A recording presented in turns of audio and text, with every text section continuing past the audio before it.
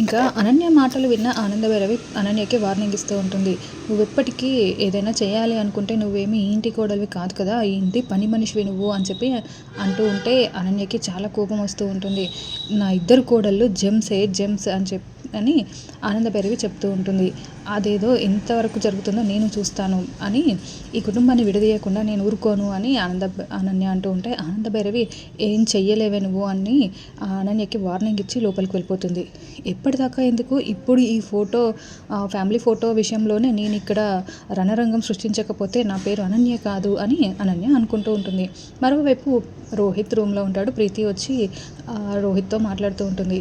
నేను చాలా లక్కీ కదండి, నాకు చాలా హ్యాపీగా ఉంది అని ప్రీతి చెప్తూ ఉంటుంది. ఎందుకు లక్కీ, అలా ఎందుకు మాట్లాడుతున్నావు అని రోహిత్ అడుగుతూ ఉంటాడు. ఈ ఇంటి కోడలు కావడం ఎంత అదృష్టం ఉంటే జరుగుతుందండి. నేను ముందు వెళ్ళిపోయినా మళ్ళీ నన్ను యాక్సెప్ట్ చేశారు, అందరూ ఇంత ప్రేమగా చూసుకుంటున్నారు. ఇది ఒక దేవాలయం, ఈ ఇంట్లో నేను అడుగు పెట్టడమే నా అదృష్టము, అందులోనూ మీ ప్రేమ పొందడం నాకు ఇంకా అదృష్టం అండి.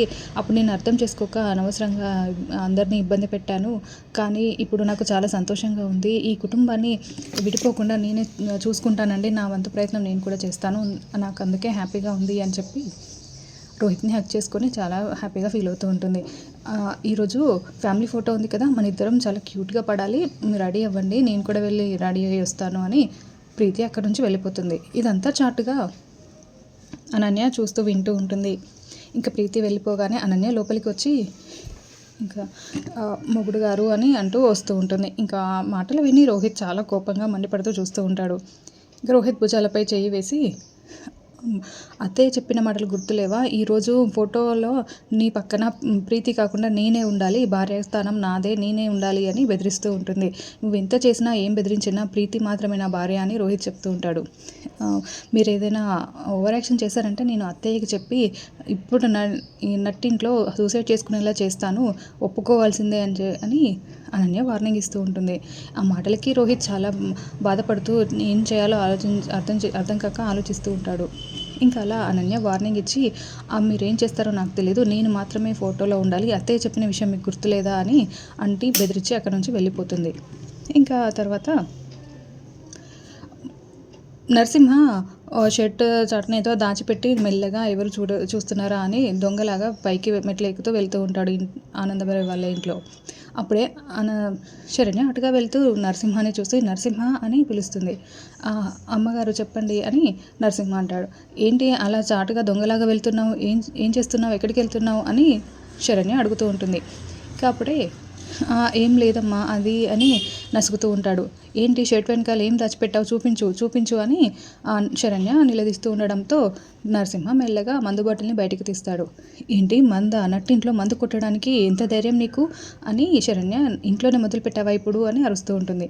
లేదు మేడం, ఇది రోహిత్ సార్ తెమ్మన్నారు అని నరసింహ చెప్తూ ఉంటాడు.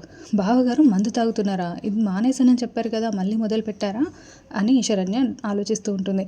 మేడం సార్ వెయిట్ చేస్తూ ఉంటారు, నేను వెళ్తాను మేడం, వెళ్ళాలి అని నరసింహ అక్కడి నుంచి వెళ్ళిపోతాడు. ఇంకా శరణ్య ఆలోచిస్తూ ఉంటుంది. బావగారు ఎందుకు మందు తాగుతున్నారు, మళ్ళీ ఏమైనా ప్రాబ్లం వచ్చిందా అని అనుకుంటూ రోహిత్ రూమ్లోకి వెళ్తుంది. ఇంకా రోహిత్ అప్పుడే మందు బాటిల్ ఓపెన్ చేసి గ్లాస్లో పోసుకుంటూ తను అన్న మాటలన్నీ గుర్తు చేసుకుంటూ ఉంటాడు. అనన్య మాటలు, లీలావతి మాటలు గుర్తు చేసుకుంటూ ఉంటాడు. ఇంకా అప్పుడే శరణ్య అక్కడికి వెళ్ళి, ఏంటి బావగారు ఇది మళ్ళీ ఇలా మొదలు పెట్టారేంటి అని నిలదీస్తూ ఉంటుంది. అదేం లేదు శరణ్య, కొంచెం మనసు బాధగా ఉంది అని రోహిత్ చెప్తూ ఉంటాడు. ఏంటి బావగారు, ఏం జరిగింది, ఎందుకు ఇలా మళ్ళీ తాగుతున్నారు, మీరు తాగడం మళ్ళీ మొదలు పెట్టారంటే ఈ ఇంటి కుటుంబ గౌరవం పతనం మొదలయ్యేది మీ దగ్గర నుంచే బావగారు, ఎందుకు తాగుతున్నారు అని శరణ్య నిలదీస్తూ ఉండడంతో, అనన్య ఈ ఫోటోషూట్ విషయంలో ఇలా చేసిందమ్మా, మా అమ్మేమో ఇద్దరి మెడలో తాళి కట్టావు, ప్రీతి మాత్రమే నీ భార్య కాదు, అనన్య కూడా నీ భార్య, తాళి కట్టావు కాబట్టి తనని కూడా చూసుకోవాలి, తనతో కూడా నువ్వు భర్తలాగా ఉండాలి అని అమ్మ చెప్తుంది. అనన్య ఏమో ఇలా బెదిరిస్తుంది, నన్ను నమ్మి వచ్చిన ప్రీతికి నేను ఎలా నా మొహం చూపించను, అనన్యని ఎలా యాక్సెప్ట్ చేస్తాను, ఆ రాక్షసితో నేను ఎందుకు ఉంటానమ్మా, నేను ఉండలేను, అసలు ఏం చేయాలో అర్థం కాక అమ్మకి ఎలా నచ్చ చెప్పాలో తెలియక నాకు బాధగా ఉందమ్మా, ఇప్పుడు ఈ ఫోటో విషయంలో అనన్య ఏం గొడవ చేస్తుందో అని నాకు చాలా భయంగా ఉంది, ఆ ప్రీతికి నేను అన్యాయం చేయలేను, ప్రీతి నన్ను నమ్మి వచ్చి ఈ కుటుంబమే సర్వస్వంగా భావిస్తూ ఉంది అని లీలావతి మాట్లాడిన మాటలు, అనన్య మాట్లాడిన మాటలన్నీ కూడా శరణ్యకి చెప్తూ ఉంటాడు. ఇదంతా చాటుగా ప్రీతి అప్పుడే రూమ్ దగ్గరికి వచ్చి వింటూ ఉంటుంది. ఏంటి అనన్య మెడలో తాళి కట్టాడా, అనన్య ఈయన భార్యనా అని ఆలోచిస్తూ ఉంటుంది. చాలా షాకింగ్గా చూస్తూ ఉంటుంది. ఇంకా రోహిత్ మొత్తం ప్రీతిని పొగుడుతూ ఉంటాడు. ప్రీతియే నా భార్య అని చెప్తూ ఉంటాడు.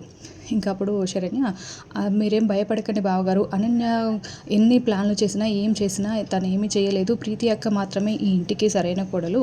ప్రీతి అక్కతోనే మీరు ఉంటారు, ప్రీతి అక్కతోనే మీరు ఫోటో దిగేలా నేను చేస్తాను, నేను మాటిస్తున్నాను బావగారు, మీరేం టెన్షన్ పడకండి, బాధపడకండి, నేనంతా చూసుకుంటాను అని శరణ్య కూడా చెప్తూ ఉంటుంది.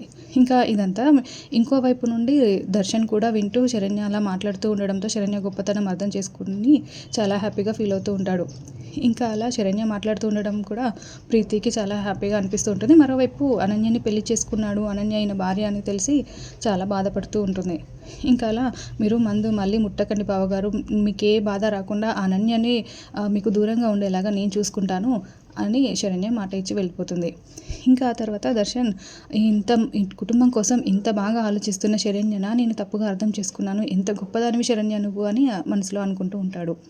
ఇంకా ఆ తర్వాత ప్రీతి ఆ రూమ్లోకి వెళ్ళి చాలా ఏడుస్తూ ఉంటుంది.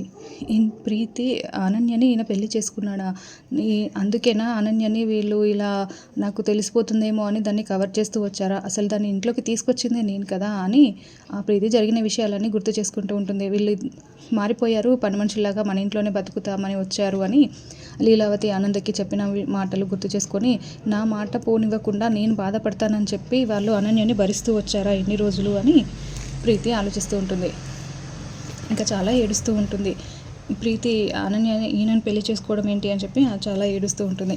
ఇంకా ఆ తర్వాత, లేదు నేను అనన్యకి బుద్ధి చెప్పాలి, దానంతట అదే ఇంట్లో నుండి వెళ్ళిపోయేలా చేయాలి, అది ఈ ఇంట్లో ఉండడానికి వీలు లేదు, ఇంత అందరినీ ఇబ్బంది పెట్టుకుంటూ అందరికీ ఇంత బాధ పెడుతూ అది ఇంట్లో ఎలా ఉంటుందో నేను చూస్తాను, దానికి తగిన బుద్ధి చెప్తాను అని అనుకుంటూ ఉంటుంది. ఇంకా ఆ తర్వాత అనన్య కాంచన ఒక దగ్గర మాట్లాడుకుంటూ ఉంటారు.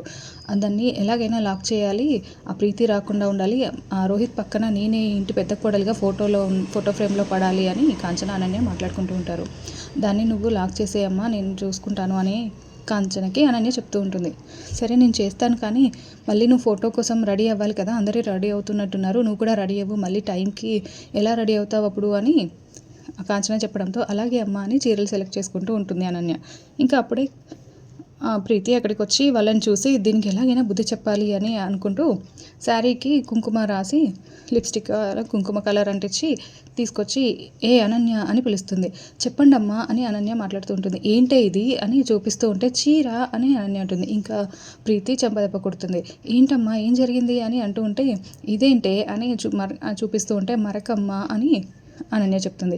నీకు పిండమని చెప్పాను కదా, ఈ మరక పోయేలా ఉతకమని చెప్పాను కదనే, ఎందుకు పిండలేదు అని మళ్ళీ కొడుతుంది. ఇంకా అలా అనన్య మాట్లాడుతున్న ప్రతిసారి కొడుతూనే ఉంటుంది. అమ్మ ప్రీతమ్మ అలా కొట్టకండి అమ్మా అని కాంచన అనడంతో, ఓ అవునా అలా కొట్టకూడదా అని బాగా చితగొట్టి ఇలా కొట్టాలా మరి అని అంటూ ఉంటుంది. అయ్యో కొట్టొద్దని చెప్తున్నానమ్మా అని కాంచన అంటూ ఉంటే, ఆ మాట అర్థమయ్యేలా ముందు చెప్పాలి అని ప్రీతి చెప్తుంది.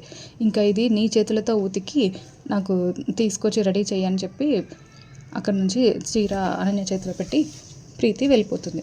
వెళ్ళగానే అమ్మ దాన్ని ముందు లాక్ చేయి, వాష్రూమ్ లాక్ చేయని అనన్య చెప్పడంతో కాంచన వెళ్ళి వాష్రూమ్ డోర్ లాక్ చేసేసి వస్తుంది. లాక్ చేశానమ్మే, కానీ నువ్వు నేను ఈ చీర సంగతి నేను చూసుకుంటాను, కానీ నువ్వు రెడీ అవ్వు అని కాంచన చెప్తుంది. అలా ఎపిసోడ్ ఎండ్ అయిపోయింది. Thank you for watching.